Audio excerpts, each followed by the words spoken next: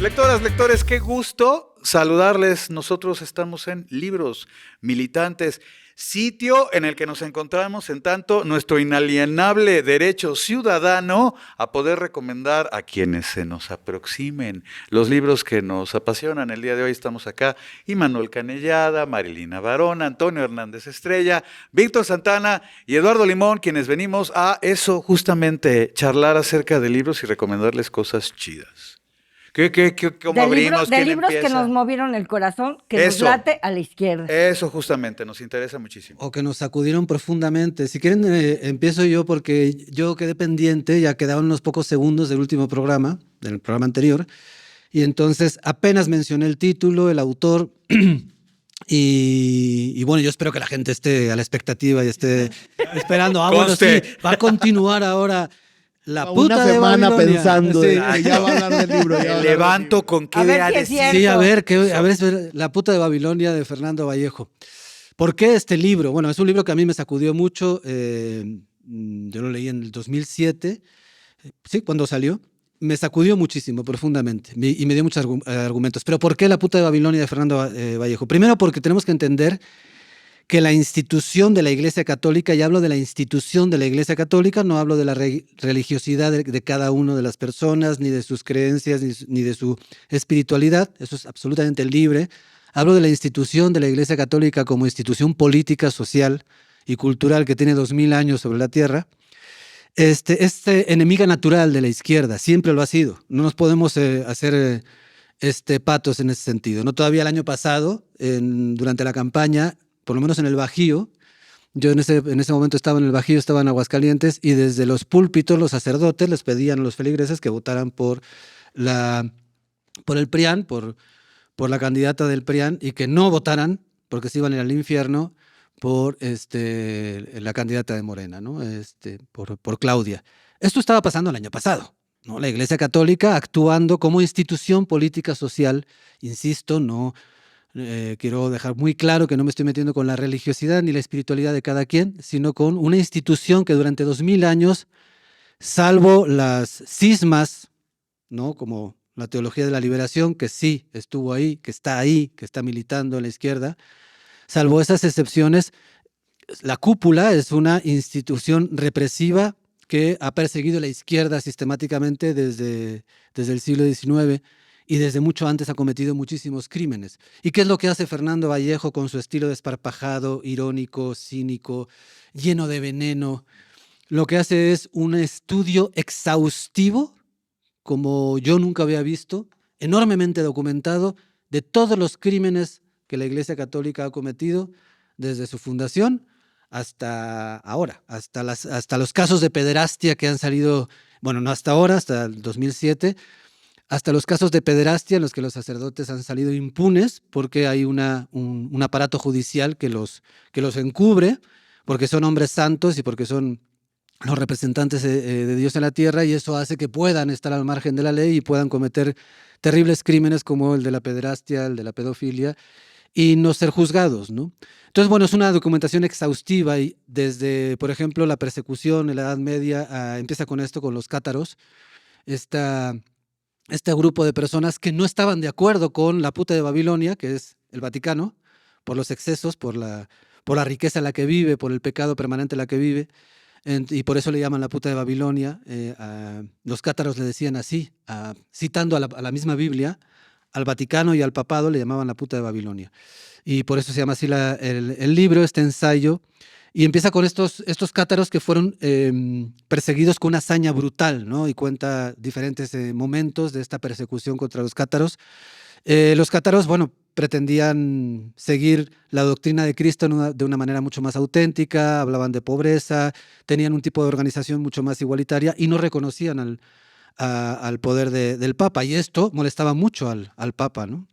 De manera que mandó un ejército armado por los príncipes y por los reyes que estaban a favor de la Iglesia Católica, y la persecución fue sangrienta, fue brutal. Hay una escena, por ejemplo, en la que en una de las ciudades cátaras encierran a todos los feligreses en la iglesia, ¿no? Y le prenden fuego a la iglesia y los queman niños, mujeres, etcétera, ¿no? Un poco lo que está pasando en Gaza, pero bueno, en nombre de otro, bueno, no, es el mismo Dios. Es el mismo Dios, nada más que hubo un cisma, ¿no? Cuando surge Jesucristo. Después de eso, bueno, viene toda la cuestión del tribunal inquisidor contra las brujas, por ejemplo, contra las mujeres, una institución tremendamente misógina que ha perseguido a las Contra mujeres. los pueblos originarios. Contra los pueblos originarios, también documenta todos los crímenes que se ha cometido en nombre de Dios contra los pueblos originarios, etcétera. Entonces, me parece que es no solamente entendiendo que es una institución que ha luchado contra cualquier clase de progresismo y contra cualquier forma de progresismo y de emancipación y de liberación, sea de los pueblos originarios, o sea de las mujeres, sea de la comunidad. Bueno, ustedes saben que Fernando Vallejo es gay. Entonces, bueno, le dedica un capítulo muy especial a toda la persecución contra la comunidad gay, LGBT, que la Iglesia Católica durante siglos ha hecho, ¿no? Una de las torturas más brutales que tenía el Tribunal de la Santa Inquisición precisamente era contra aquellos que pecaban contra natura, ¿no? Eran torturas tremendas. Y bueno, hasta la actualidad, con estas terapias de conversión terribles, ¿no? Donde llevan a los jóvenes y a las jovencitas y a los jovencitos para que se arrepientan de este tremendo pecado contra natura y sean y renuncien, ¿no? Y renuncien a su naturaleza pecaminosa y diabólica. En fin, bueno, este es Fernando Vallejo, que además lo hace de una manera divertida, llena de sarcasmo. Si no han leído a Vallejo, léanlo. No solamente La puta de Babilonia como un libro militante en el sentido de que exhibe a una institución retrógrada que ha perseguido las causas más progresistas desde su configuración como poder político. No hablo de las primeras comunidades cristianas que también eran perseguidas, de hecho, ¿no? Sino hablo como institución poderosísima, política, social y culturalmente hablando, ¿no?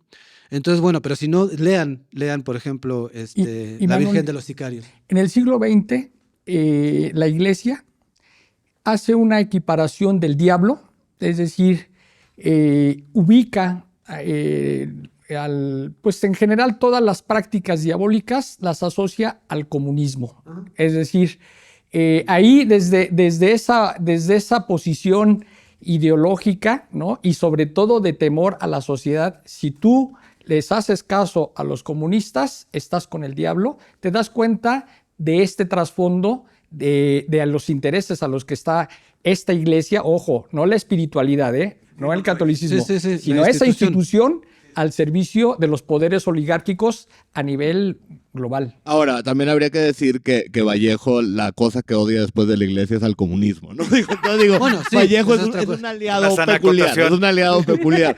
Pero específicamente este libro sí es No, y bueno, Vallejo es un gran escritor, sin duda alguna. Ya no te vamos a invitar. Como novelista. No. Y bueno, tiene en el Fondo de Cultura Económica Logoy, que es este libro que de hecho si ustedes lo leen ya no tienen que leer ningún otro libro, porque ese libro resume toda la literatura, porque pone todas las formas en las que la literatura puede expresarse. Pero bueno, eso es otro tema. Yo agregaría un libro, me encanta La puta de Babilonia, sin duda alguna. Yo agregaría el libro de Sodoma de Frédéric Martel, que también habla, digamos, de esta dimensión del conservadurismo actual de la iglesia, cómo se ha enquistado un bloque tremendamente conservador en la cúpula y que no es representativo necesariamente en realidad ni de la sociedad ni de la mayoría de los católicos. Mira qué interesante. Pero sí, sin duda, bueno, Fernando Vallejo es un escritor de primerísimo nivel y yo también lo recomiendo y recomiendo sus novelas, ¿no? Una desgracia de estar en tertulias como esta, es que uno tiene una cola así de libros, dices, voy a leer este y después voy a leer este otro y después voy a leer este otro. Y de repente llega alguien, llega Imanol y dice, uy, Dios mío, pero tenía yo un orden muy específico y de repente irrumpe un libro. Suena súper interesante, además, ¿sabes? Sí, justo, yo ahorita también ya me lo llevo como una de las pendientes, Una porque tarea. además sí, ciertamente el tema es apasionantísimo y la labor documental, entiendo, es vasta, entonces súper sí exhaustivo, que llama muchísimo la atención. Bueno, Impresionante. en donde Está La puta de todos Babilonia. podemos estar de acuerdo con Vallejo es que le encantan los perros. Eso yo creo que sí. ahí ya le Uy, perdonamos sí. todo lo que haya que Y los perdonar. muchachos también. Bueno, Y aprovechando, mencionamos, porque salió en alguno de los comentarios, que quieren que hablemos del hombre que amaba a los perros. Así que en programas subsecuentes yo me apunto. Para mí es un libro fascinante. Es una de las novelas más... Sí. Hasta podemos dedicar un programa exclusivamente al hombre que amaba a los perros. Sí, sí, cómo no. Oigan, el hombre que amaba a los perros, y fíjense que será bonita una charla que podamos establecer con base en libros que tienen que ver con la relación que tenemos con perros, con gatos. Creo que es Zapata, ¿cómo se llama? Quien escribió para Almadía Troika. Ay, ¿no la han leído? Una novela bellísima sobre la perrita. Sí. ¿Isabel Zapata? Isabel Zapata es. Ay, Isabel Zapata en la que se fue al espacio. Troika. Sí, No. Troika fue su perra. Y tú entiendes, cuando ya llevas un ratito avanzada la novela, que esa cosa negra rara, con una especie de fulgor que aparece en la portada, es una fotografía de Troika cuando llegó a la vida de la autora, solo que colocada de una forma muy particular. En fin. Estaría bien bonito, platicar de libros que tienen que ver acerca de la relación que tenemos con los animales. Vamos a cambiar el programa, se va a llamar Libros Perrunos. Perrunos. Libro mascotero. Con Blanche de Virginia Woolf. Bueno, creo que son los gobiernos de izquierda los que normalmente suelen desarrollar leyes protectoras de los animales, etcétera. Difícilmente la derecha hace esto, ¿no? Las personas no humanas que requieren, exactamente. que merecen todo el amor y todo el respeto y todos los derechos. Sino la derecha, por ejemplo, declara a los toros como patrimonio cultural, ¿no? En Aguascalientes lo acaban de hacer, ¿no? Una cosa vergonzosa, por ejemplo, ¿no? El asesinato sistemático de animales. Oye, me encanta. Como patrimonio cultural. Pero me encanta porque se lo está teniendo el programa de hablar más bien de libros que tienen que ver con animales. Bueno. Y el tema bulle. Pero no, vamos a regresar a la militancia. ¿Qué más traen por ahí? Pues yo traigo para mí un clásico de clásicos. A lo mejor estoy hablando como de una militancia prehistórica o lo que sea, pero para mí de mis pininos, incluso yo prácticamente no leía. Estoy hablando de cuando era una escuincla pedorra, en tercero de secundaria. Ahora sí que en un círculo de estudios cayó en mis manos, lo llevaron al grupo, La Madre. Entonces, descubrir La Madre para mí fue así de, Dios mío, o sea, otro mundo es posible, ¿no? Y otra forma de vida es posible. Entonces, La Madre es un libro fascinante, es de Máximo Gorki. Es la historia de Pelagia Vlasova, una mujer esposa de un obrero, pobre, en unas condiciones, digamos, miserables de vida, con un marido frustrado, etcétera, que la golpeaba, que ella no era dueña de nada, ella no controlaba ni el dinero, ella simplemente era un ser gris, oscuro, casi invisible en la vida tanto de su marido, fundamentalmente de su marido, como de su hijo Pavel. Tenían un hijo.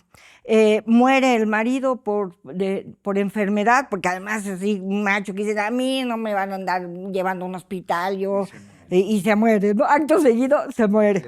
Y cuando él se muere, resulta que esta mujer empieza a existir, empieza a crecer, y en el libro es una historia obviamente muy emotiva, que es la diferencia de cuando tú lees un ensayo o el manifiesto comunista, un libro de marxismo, lo que sea, a cuando te estás metiendo en la parte emotiva de la vida de una persona, de cómo una mujer que era invisible en su casa, en el curso del libro se va convirtiendo no solo en visible en su casa, en un ser importante, sino además socialmente, cómo va levantándose y convirtiéndose en una actora social, en una activista, digamos.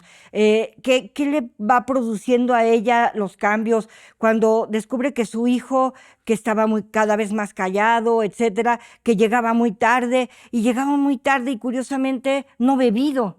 Entonces, ¿cómo llega a las 2 de la mañana y resulta que no bebió? ¿A dónde rayos fue?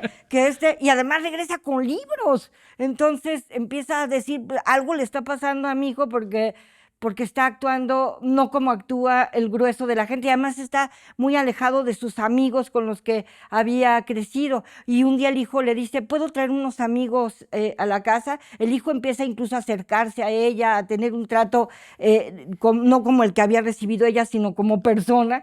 Y esto también los va acercando en la relación, y un día el hijo lleva a sus amigos a su casa, y sus amigos eran sus compañeros compañeros, sus compañeras, y empiezan a hablar de otras cosas, y el trato de esos compañeros y compañeras hacia la mamá también era una forma de decir, no eres la señora que está atrás del fogón para hacernos una sopa, eres un ser presente, ¿no? Entonces, es una novela fascinante porque además, obviamente, te habla como Gorky te habla del contexto, no nada más es una historia personal de una mujer que va saliendo, digamos, de la cocina, por decirlo de una manera, y se va levantando y va actuando socialmente, sino te mete en toda la lucha, en todo lo que significaba el régimen zarista totalitario. O sea, los zares eran los dueños no solo de un país, eran dueños de la vida de todas las personas,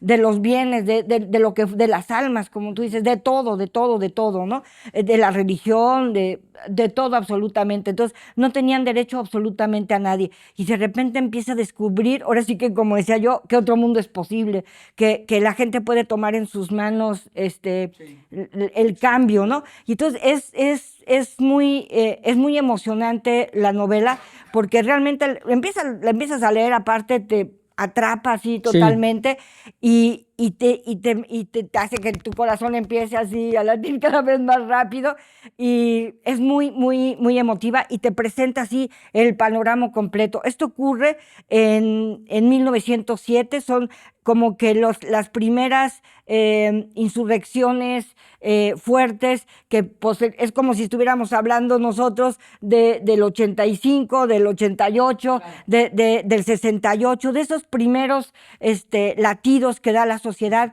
para decir esto tiene que cambiar. Entonces, una revuelta en una fábrica, etcétera, y lo que esto va generando. Tiene que ver también, y con esto cierro este comentario, para quienes empiezan porque ¿qué hacía este grupo de compañeras y compañeros? Sacaban un periódico. O sea, te está hablando de las formas de organización, de una huelga, o sea, te está hablando de esos primeros pasos de qué hacer para poder derrocar un régimen tan espeluznante como era el régimen zarista, ¿no? ¿Cómo reparten la propaganda, los impresos, a través de diversas formas, ¿no? Por periódicos, una canasta, para que la gente en la fábrica se enterara de la organización del movimiento, ¿no? Yo quiero decirte que esto me recordó los círculos de estudio que teníamos los militantes. Es decir, yo recuerdo haber leído esto en el Comité Estudiantil de Solidaridad Obrero Campesina que iniciamos en la UNAM, y que teníamos un círculo de estudios, y uno de los libros con los que arrancamos fue justamente La madre de Máximo Gorki, ¿no? Que eso es algo que me parece que es vital, que los jóvenes empiecen a leer literatura política, ¿no? Yo tengo una experiencia totalmente diferente. Me encanta La madre, me encanta Gorki. Creo que Gorki es un narrador de primerísimo nivel, y La madre, pues, sin duda, es su libro más militante. Yo que, a diferencia de ustedes, no estaba en esos círculos de lectores comunistas, y que más bien fui educado bajo la regla no se conocían tus papás. Bajo la regla más estricta de la puta de Babilonia. A mí una de las cosas que de hecho más me gusta de la novela es precisamente el tema de la religiosidad que se enfrenta en la novela, porque la mamá apoya a estos revolucionarios, los deja estar ahí, hasta que se dan cuenta que son ateos, empieza a haber un conflicto, ¿no? Y me gusta mucho cómo se resuelve en la novela, porque de lo que se habla es de otro tipo de religiosidad en todo caso, ¿no? Y de que ellos lo que estaban criticando era precisamente esa institución que apoyaba al zarismo, y no precisamente esa religiosidad que tenía la madre. Que tiene que ver con el libro que presentó Imanol, ¿no? Decir, una cosa es la espiritualidad y otra cosa es otra cosa, claro. porque el zar era dueño de todo, ¿no? Era el que definía también la religión, ¿no? Yo recuerdo que con La madre, yo lo leí como con 15, 16 años, y tengo un recuerdo tan presente de haber llorado leyendo La madre. Mira. Sí, sí. ¿De qué año? Si tuviera entonces? Sentimientos, habría llorado, seguramente. Así que si lo sí leen, lloré. saquen sus paliacates. Sí, yo me acuerdo haber llorado. Hay momentos en que es súper conmovedor. Qué bello, qué bello. Además, Sí. eso, con lo que nos estás compartiendo ahora, Marilina, entre otras cosas, se siente justo un personaje tan bien articulado, ¿no? Sí. la Sí. madre propiamente. Qué maravilla de iniciar así la historia a terminar liberada. Pues ya me llevo otro pendiente de mis libros militantes de hoy. Nomás vine a hacer más choncha mi Claro, lista. de eso se Y de trata. por sí ya alta montaña de pendientes, hoy se va a ir más alta. ¿Quieres que le entre con otro? Por favor, a ver Bueno, qué traes. Seguimos con revolución. Revolución. Una historia intelectual de Enzo Traverso. Este libro es un libro pues, bastante extenso, es un libro de más de 600 páginas, que hace una reflexión desde muchos ángulos sobre el concepto de la revolución. ¿Cuáles son esos ángulos? Desde la historia, la filosofía, la sociología, historia del arte y la historia literaria. Y con ese bagaje, con esa erudición de este filósofo Enzo Traverso, que además tenemos la fortuna de que viene mucho a México todavía, es un hombre muy activo académicamente, él está en la Universidad de Cornell, nos hace una reflexión de cómo empiezan las revoluciones a lo largo de la historia y nos hace también precisiones en torno a qué es una revolución y qué es una revuelta, qué es una revuelta, qué es un alzamiento y cuál es la génesis, la esencia de una revolución. Por ejemplo, dice, citando a Carlos Marx, en una etapa determinada de su desarrollo, las fuerzas productivas materiales de la sociedad entran en conflicto con las relaciones de producción existentes, con las relaciones de propiedad dentro de cuyo marco habían funcionado hasta ese momento. De formas de desarrollo de las fuerzas productivas, esas relaciones pasan a ser grilletes.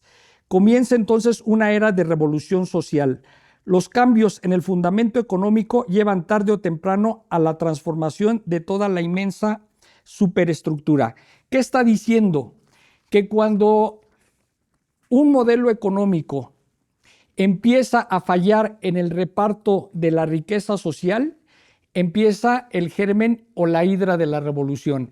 Y entonces hay muchos caminos de revoluciones. Por ejemplo, hay las revoluciones anticolonialistas, hay las revoluciones industriales, hay revoluciones no necesariamente proletarias, como la Revolución Francesa, la inicial, que es una revolución burguesa, y después viene un intento de revolución a través de la Comuna de París para una revolución proletaria, popular.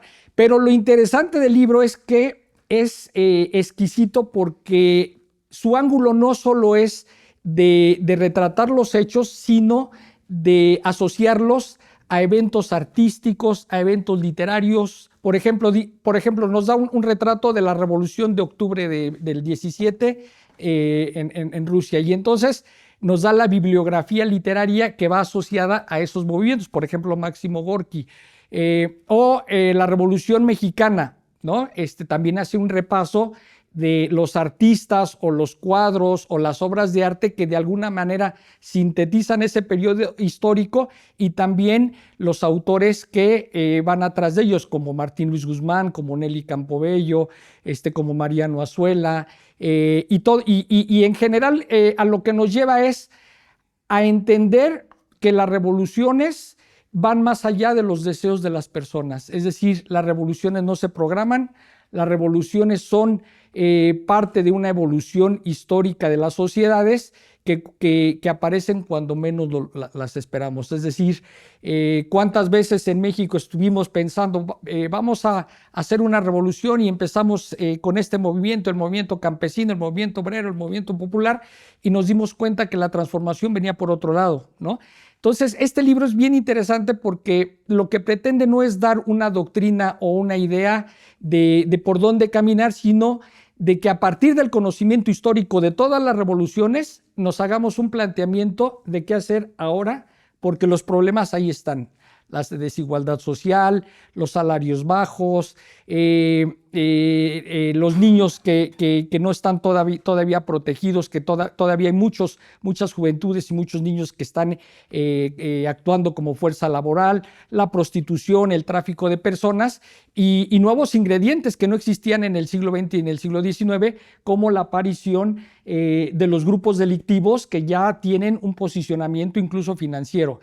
Es un libro toral para entender cómo desarrollar un pensamiento crítico que no se olvide de todos esos problemas que estamos viviendo, pero que se adapte a las nuevas realidades, ¿no?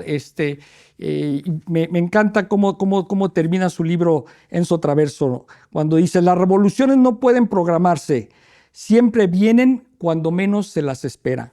Es un libro esencial de un autor del Fondo de Cultura Económica que tiene muchísimos títulos, entre otros Melancolía de Izquierda.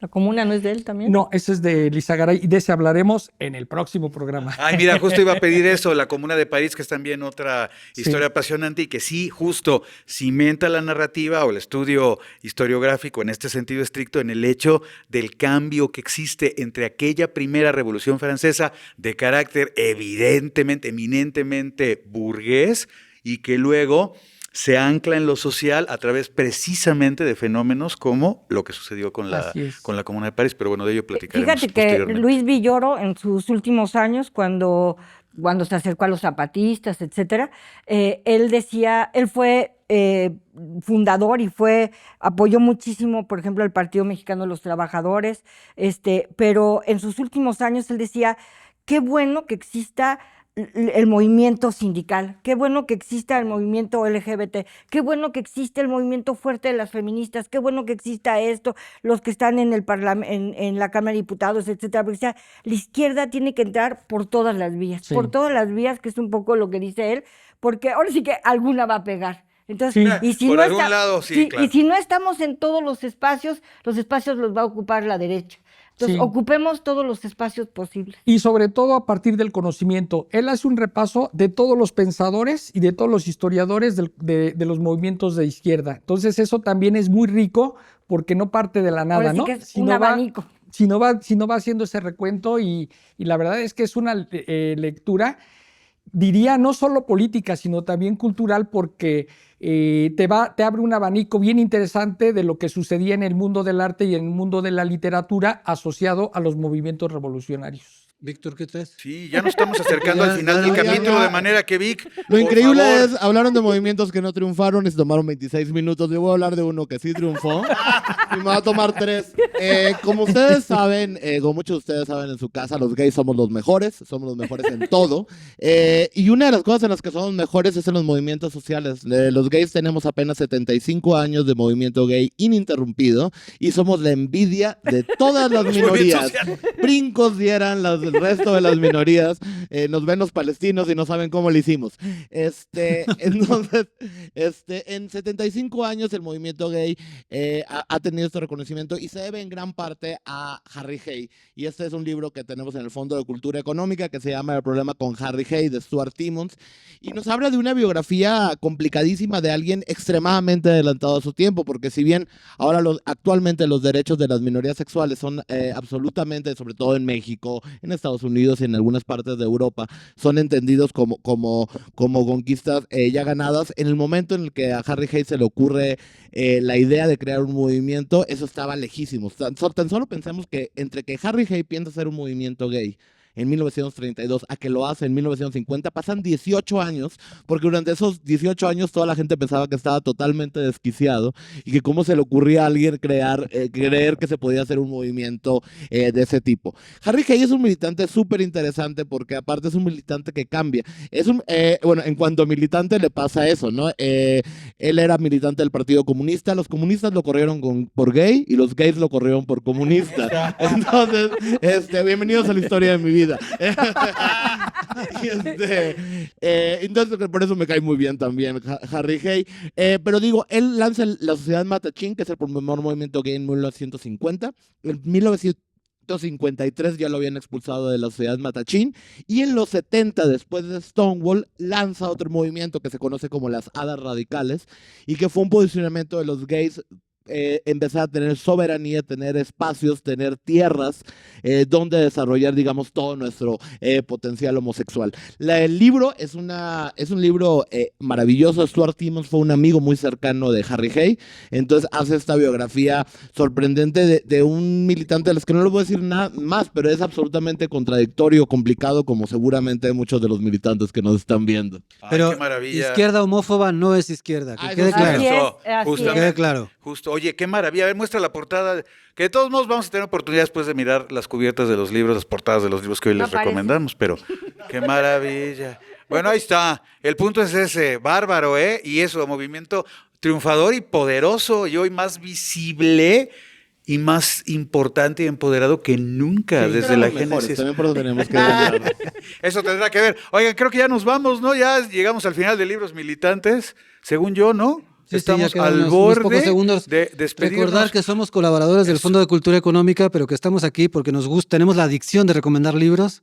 A la menor provocación, si nos invitan a cualquier espacio que nos inviten, nosotros venimos a recomendar libros porque es lo que más nos gusta. Si ven que No, no conectamos tanto, no es igual no nos necesaria la inviten. invitación. Digo, en este caso sí es importante, claro, en tanto ciudadanos, que efectivamente, como bien señala mi querido Imanol, colaboramos en el Fondo de Cultura Económica, estamos aquí en nuestra libérrima calidad de lectores, que tenemos muchísimas ganas, pero si se acerca cualquier otro instituto político a decirnos, oigan, nos encantaría que fueran a nuestras sedes a llevar a cabo labor de difusión y fomento, encantados.